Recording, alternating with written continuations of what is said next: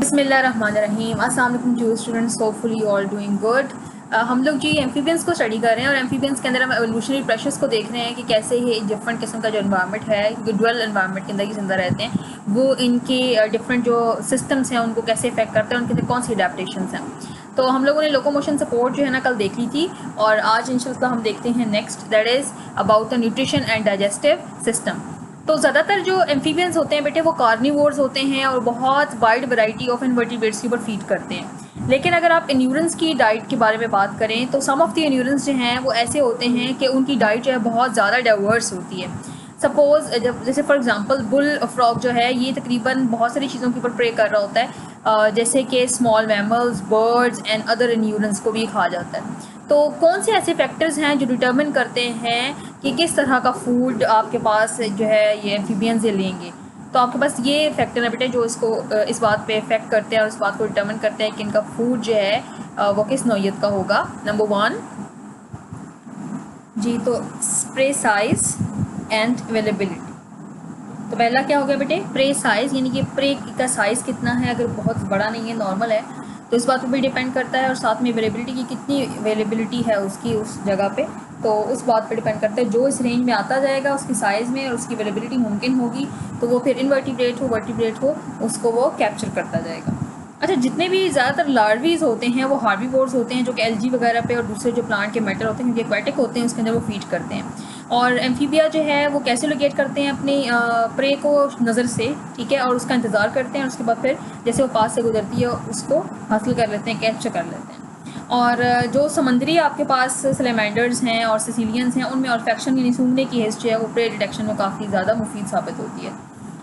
अब हम देख लेते हैं कि आपके पास कौन से ऐसे मैकेनिज़्म है जिसकी मदद से वो फूड को कैप्चर करते हैं। तो दो तरह के मैकेनिज़्म आपको नज़र आएंगे। एक तो अनस्पेशलाइज्ड मैकेनिज़्म है जो कि आपको ज़्यादातर जो सैलमेंडर्स हैं उनके अंदर नज़र आएगा, जिसके अंदर ये सिर्फ 2 जॉज़ का इस्तेमाल करते हैं टू कैप्चर देयर प्रे।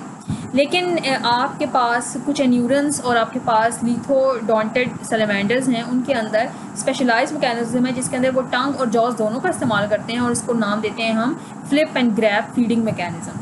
तो ये थोड़ा सा ज़्यादा वेल डेवलप है as compare to unspecialized one. तो अनस्पेशलाइज्ड में सिर्फ जॉज का इस्तेमाल होता है to capture their prey, most of the salamanders में होता है। लेकिन एन्यूरेंस और आपके पास लिथोडोंटेड सैलमेंडर्स के अंदर स्पेशलाइज किस्म का आपके पास फीडिंग मैकेनिज्म है जिसको हम flip and grab feeding mechanism कहते हैं, जिसमें टंग एंड जॉज दोनों का इस्तेमाल होता है। अब ये आगे जो मैकेनिज्म है ना उसकी डिटेल आएगी, लेकिन उससे पहले हम एक चीज़ बताते चलें कि ट्रू टंग यानी सही वाली जो ज़ुबान है वो सिर्फ आपको एम्फीबियंस में ही नज़र आएगी। इससे पहले आपको एक और चीज़ भी एम्फीबियंस में नज़र आई थी, दैट इज़ नेक। जी, कल मैंने पढ़ाया था आपको फिशेज़ में नेक नहीं है, यहाँ नेक है।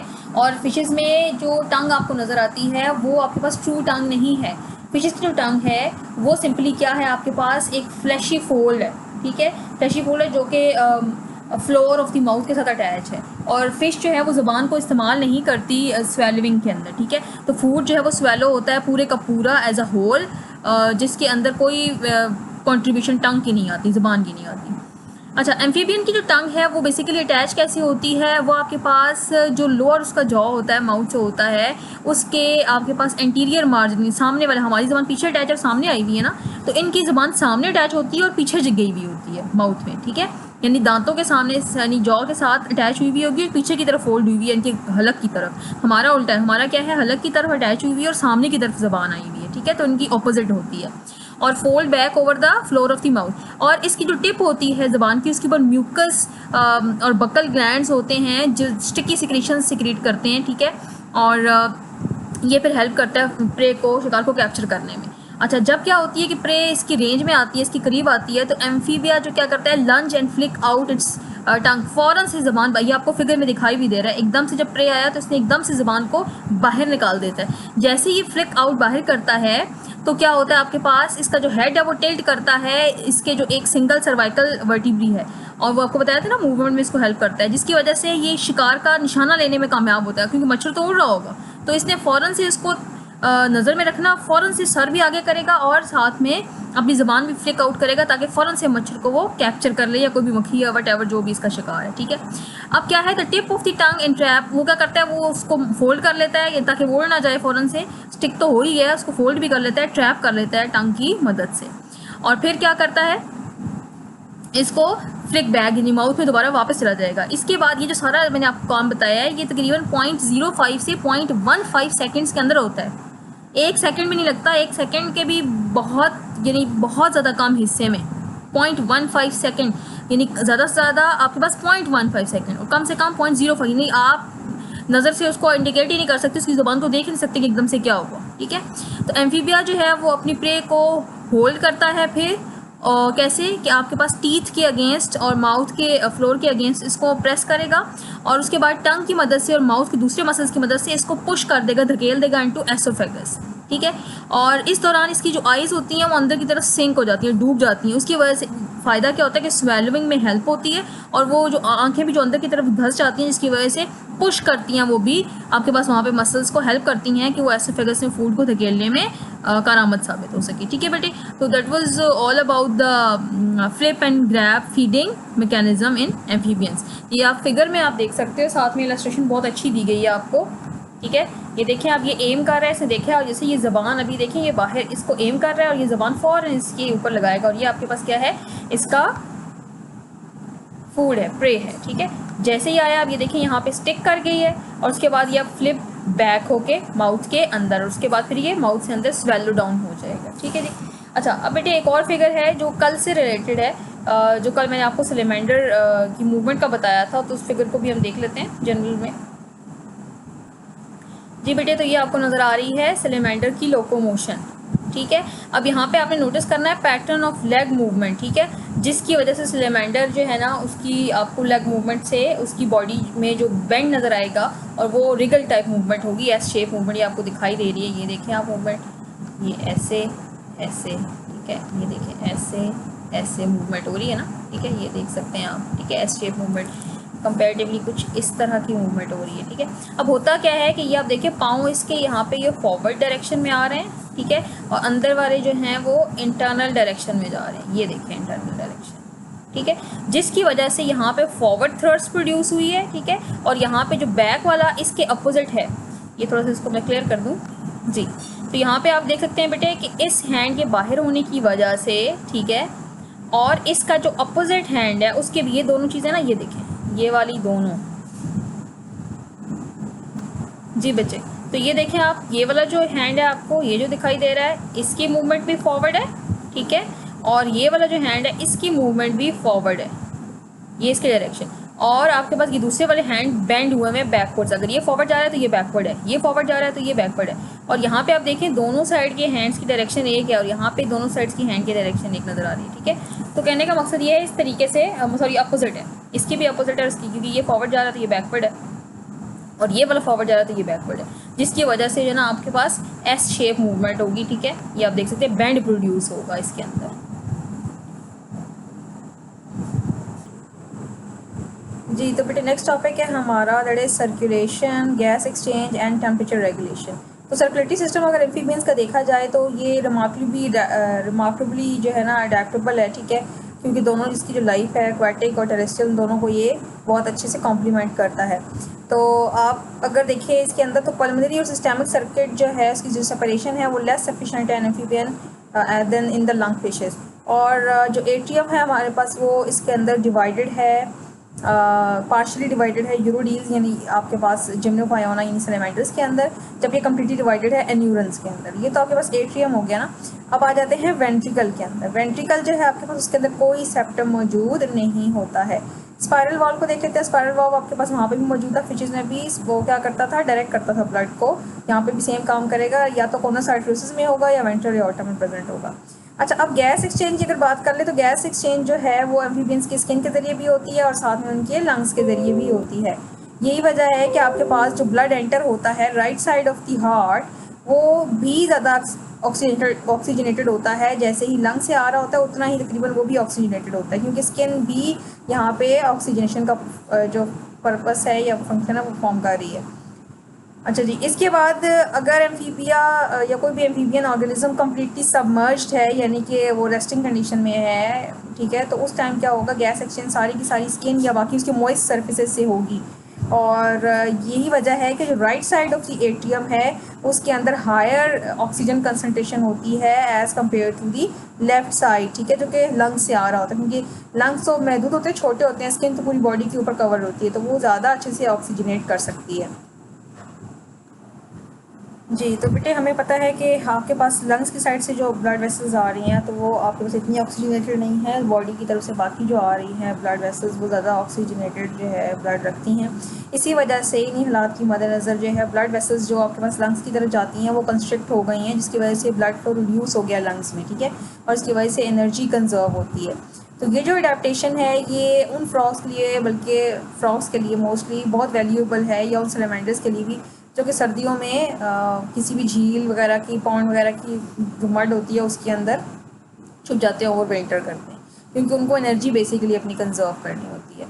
अच्छा, दूसरा आप यहाँ पे थोड़ा सा ब्लड वेसल की तरफ आते हैं कि एम्फीबियंस, जो अडल्ट एम्फीबियंस होते हैं उनके अंदर जो है फ्यूवर जो है ना, आपके पास एओर्टिक आर्चेज होती हैं, इतनी ज़्यादा एओर्टिक आर्चेज नहीं होती है फिशेस की निस्बत।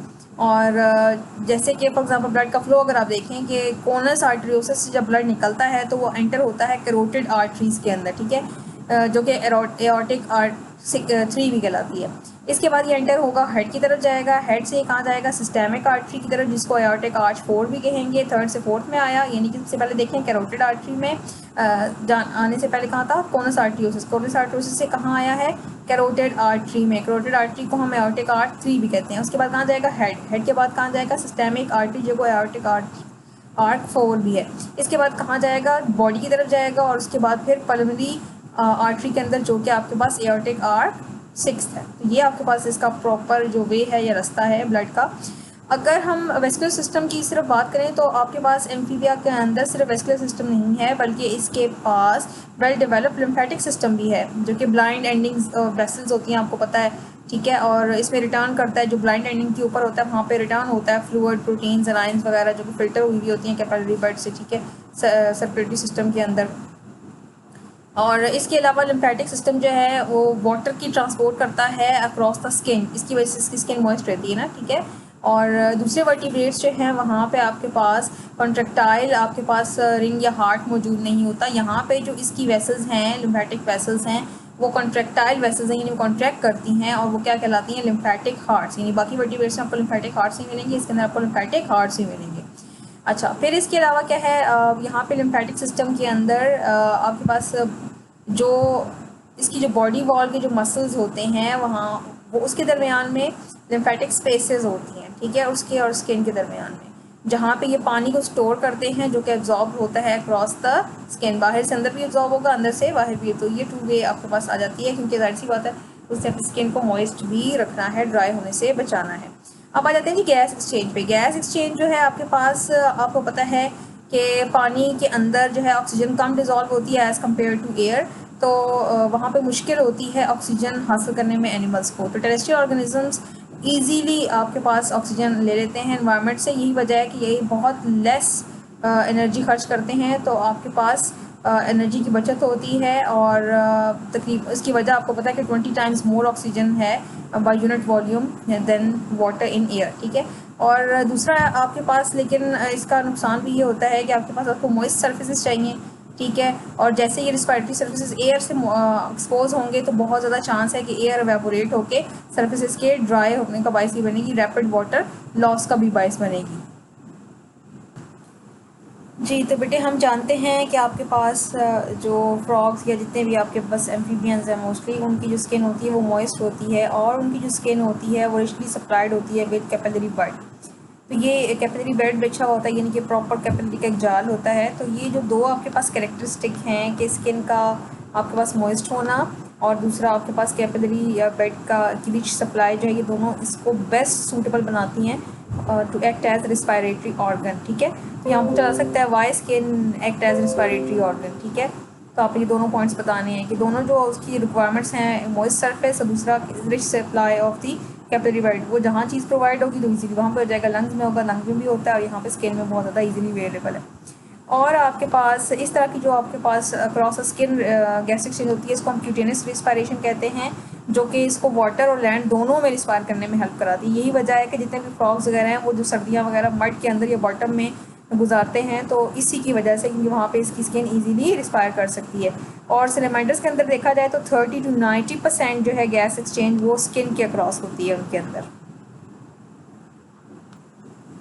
जी, तो बेटे अगर यही वाली प्रॉपर्टीज़ यानी कि मॉइस्ट सरफेस और वहाँ पे अच्छी supply, rich supply of blood capillaries मौजूद हो, तो कोई भी सरफेस होगा स्किन के अलावा तो वहाँ पे भी गैस एक्सचेंज होगी। यही वजह है कि और भी जो मॉइस्ट सरफेसेस हैं लाइक माउथ एंड फेरिंग्स, वहाँ पे भी गैसेस एक्सचेंज होती हैं फीमेल्स में। और इस तरह की गैस एक्सचेंज को हम क्या कहते हैं, दैट इज़ बकोफेरेंजियल रिस्पायरेशन। और ये जो बकोफेरेंजियल रिस्पायरेशन है ये तकरीबन 1 to 7% जो जितनी भी टोटल गैस एक्सचेंज है उसकी 1 to 7% ये अकाउंट करती है। अच्छा जी, नेक्स्ट हम देख लेते हैं। आपके पास कुछ सैलमेंडर हैं, लाइक आपके पास प्लीथोडोंटल सैलमेंडर जो हैं उनके अंदर लंग्स नहीं होते, बाकी तमाम एम्फीबियंस के अंदर लंग्स होते हैं, ठीक है। और आपके पास जो सैलमेंडर्स के लंग्स होते हैं, जो बाकी सिंपल सैलमेंडर्स के लंग्स होते हैं वो सिंपल और सैक्स होती है, उसको कोई डिविजन्स नहीं होती, जबकि एन्यूरेंस के लंग्स सब डिवाइडेड होते हैं, जिसकी वजह से उनका सर्फेस एरिया जो है ना गैस एक्सचेंज के लिए वो इंक्रीज़ हो जाता है। अच्छा, जो आपके पास पल्मनरी या लंग की जो होती है वेंटिलेशन लंग की थ्रू, उसको पल्मनरी वेंटिलेशन भी कहते हैं, ठीक है। और ये एक ख़ास प्रोसेस या प्रोसीजर या मैकेनिज़्म के ज़रिए होती है, इसको हम बक्कल पम्प मैकेनिज़्म कहते हैं। इसमें होता क्या है कि मसल्स ऑफ द माउथ जो होते हैं, मुंह के मसल्स और साथ में जो फेरेंक्स है, ये दोनों मिल के ऐसा प्रेशर क्रिएट करते हैं जिसकी वजह से पॉजिटिव प्रेशर हो जाता है जो कि एयर को फोर्स करता है इनटू दी लंग्स, ठीक है। यानी कि जैसे ही माउथ के नॉस्ट्रल के ज़रिए एयर आ गई इसके माउथ में, तो वहाँ पे फिर माउथ के मसल्स और साथ में फेरेंक्स के मसल्स को पुश करेंगे और पॉजिटिव प्रेशर क्रिएट करेंगे, जिसकी वजह से वो लंग्स में हवा को धकेल देंगे, ठीक है। This is called buccal pump mechanism. अच्छा जी, इसके बाद अब आ जाते हैं डिसएडवांटेज के ऊपर। क्यूटेनियस या बकोफरेंजियल रिस्पायरेशन जो है उसका एक डिसएडवांटेज भी है कि उसमें वो ज़्यादा कंट्रीब्यूट नहीं कर सकती गैस एक्सचेंज में, ठीक है। उसकी जो कंट्रीब्यूशन है वो कांस्टेंट रहती है, यानी कि जैसे हम देखिए कभी भागते हैं, ठीक है, तो हमें ज़्यादा गैस एक्सचेंज की ज़रूरत होती है ना, तो हमारी सर्कुलेशन तेज़ हो जाती है ब्लड की और हमारे लंग्स ज़्यादा, हम सांस जो है ना उसकी ब्रीदिंग रेट तेज़ हो जाता है, ठीक है, हार्ट बीट तेज़ हो जाती है, तो वो हमें बैलेंस करता है कि हमारी जो हमारी मेटाबॉलिक एक्टिविटी है उसके साथ वो बैलेंस आउट हो जाता है। लेकिन यहाँ पे जो बकोफेरेंजियल और साथ में क्यूटेनियस रिस्पायरेशन है वो ऐसा नहीं करती। वो बेशक जो मर्जी हो, आपका मेटाबॉलिज्म कम हो यानी एम्फीबिया का मेटाबॉलिज्म कम हो या ज़्यादा हो, वो एक ही कांस्टेंट रेट पे करती रहेगी गैस एक्सचेंज। तो ये एक थोड़ा सा डिसएडवांटेज है। लेकिन जो है अगर आप लंग्स का जिक्र करते हैं तो लंग्स ऐसे नहीं है, लंग्स जो है वो रिलेटिवली मेटाबॉलिक रेट के अकॉर्डिंगली इंक्रीज़ या डिक्रीज़ कर सकते हैं सर्कुलेशन को, ठीक है। तो वो लंग्स का आपके पास एक फ़ायदा हो जाता है। अच्छा, इसके बाद क्या है आपके पास अगर हम जिक्र कर लेते हैं एनवायरमेंटल टेम्परेचर का और एक्टिविटी का, तो ये दोनों चीज़ें क्या करती हैं, आपके पास जैसे ही टेम्परेचर इंक्रीज़ होता है या आपके पास एक्टिविटी इंक्रीज़ होती है तो लंग्स की जो गैस एक्सचेंज है वो भी इंक्रीज़ होती है। तो ये आपस में डायरेक्टली प्रोपोर्शनल है कि टेम्परेचर बढ़ रहा है, ठीक है, और एक्टिविटी भी बढ़ रही है एनिमल की, तो लंग्स ज़्यादा कंट्रीब्यूट करेंगी गैसेस एक्सचेंज में। इसका मतलब है जब फ्रॉग या कोई भी एनिमल एम्फीबिया का रेस्टिंग कंडीशन में होगा तो उस टाइम के अंदर जो उसकी बाकी बकोफेरेंजियल और स्किन वाली जो आपके पास रिस्पायरेशन है वो ज़्यादा होगी, ठीक है। और जब गर्मियाँ आ जाएंगी या ऐसा मौसम आएगा जिसमें टेम्परेचर राइज़ कर रहा है और उसकी फिजिकल एक्टिविटी ज़्यादा होगी या वो रेस्टिंग कंडीशन में नहीं है, तो उस टाइम पे उसकी पल्मोनरी या लंग वेंटिलेशन ज़्यादा हो जाएगी। जैसे कि यहाँ पे बता रहे हैं कि 5 डिग्री सेंटीग्रेड के ऊपर जो है तकरीबन 70% ज़्यादातर जो गैस एक्सचेंज होती है वो स्किन और माउथ की लाइनिंग के ज़रिए होती है, ठीक है। और अगर 25 डिग्री सेंटीग्रेड पे देखा जाए तो आपके पास जितने भी एब्सोल्यूट क्वांटिटी ऑफ ऑक्सीजन होती है वो हमेशा आपके पास, हमें पता है बॉडी सरफेस में तो इनका इंक्रीज़ नहीं होगा, तो आपके पास ज़्यादातर वहाँ पे कहाँ इंक्रीज़ आती है, पल्मोनरी रिस्पायरेशन के अंदर इंक्रीज़ आ जाती है, ठीक है जी।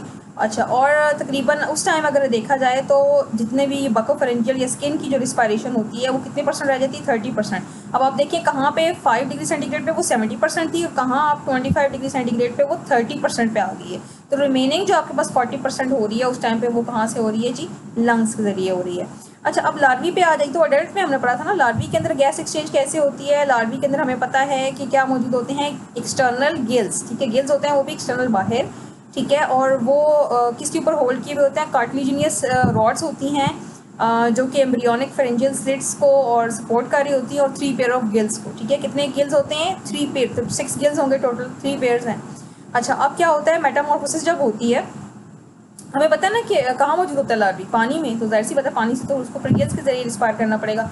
लेकिन जैसे मेटामॉर्फोसिस होती है तो वो कन्वर्ट हो जाता है इनटू अडल्ट, तो अडल्ट में तो गिल्स नहीं चाहिए, तो क्या होगा फिर गिल्स जो हो जाएंगी इस दौरान रीअब्जॉर्ब हो जाएंगी और फेरेंजियल स्लिट्स क्लोज हो जाएंगी और जो लंग्स उसके होंगे वो फंक्शनल बन जाएंगे, डेवलप। इसका मतलब है लंग्स डेवलप हो रहे थे लेकिन कम्प्लीटली फंक्शनल नहीं थे, लेकिन जैसे मेटामॉर्फोसिस हो गई है तो अब उसकी गिल्स तो ख़त्म हो गए हैं और लंग्स उसके फंक्शनल बन गए हैं। तो दैट वाज फॉर टुडे बेटे। इंशाल्लाह नेक्स्ट टॉपिक के अंदर हम thermo regulation, temperature regulation and nervous system को डिटेल के अंदर देखेंगे। Thank you for your time and attention. अस्सलाम वालेकुम व रहमतुल्लाहि व बरकातुहू।